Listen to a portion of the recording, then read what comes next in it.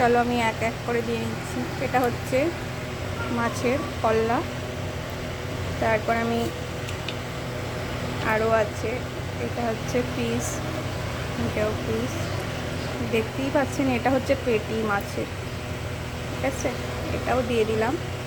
আমাকে বাড়িতে হেল্প করার মতন কেউ নেই, ঠিক আছে, আমি ভিডিও এডিট করতেও তেমন পারি না ভালোভাবে, আপনারা কিছু মনে করবেন না তবু, ঠিক আছে, আমি যতটা পারবো ততটা আপনাদেরকে করে দেখাবো। এই মাছগুলো আমি অনেকটাই আলাদা, ঠিক আছে, যত আপনারা ইউটিউবে ভিডিও দেখেন আর অন্য জায়গায় ভিডিও দেখেন, তবে তার থেকে অনেকটাই আমি আলাদা, ডিফারেন্স, ঠিক আছে। আমি এগুলো চলো দেখাচ্ছি, আরও দিয়ে দেব মাছগুলো, আমি এই পেটিটাও দিয়ে দেবো, এটাও দিয়ে দিলাম। চলো যতটা দেখাতে পারবো আপনাদেরকে দেখাবো, আপনারা সাথে থাকবেন, পাশে থাকবেন আমার, ঠিক আছে।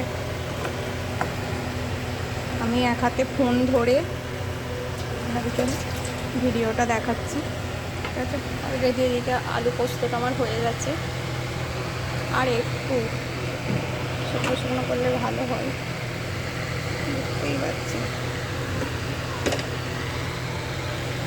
হালকা করে আমি পানি দিয়ে দিলাম, নাড়বো না, নাড়লে ভেঙে যেতে পারে, ঠিক আছে, বেশি নাড়বো না। আমি গ্রেভি পাড়ালা আছে, আপনারাও বানাবেন, এমনভাবে বানিয়ে একবার রেসিপিটা ট্রাই করবেন। আমার খুবই রান্না করতে খুবই ভালো লাগে, আমাকে নতুন রেসিপি পেতে আমার সাথে থাকবেন, আমার পাশে থাকবেন, ঠিক আছে বন্ধুরা।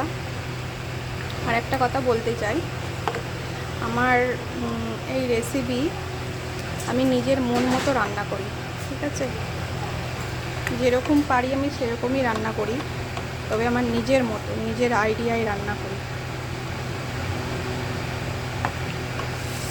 ঠিক আছে। এরকম রেসিপি আপনাদের যদি পছন্দ হয় আপনারাও বাড়িতে ট্রাই করবেন, দিয়ে বানাবেন, ঠিক আছে। চলো আমি দিয়ে দিলাম, দিয়ে হালকা জল দিয়ে আমি এটা ঢাকা দিয়ে দেবো।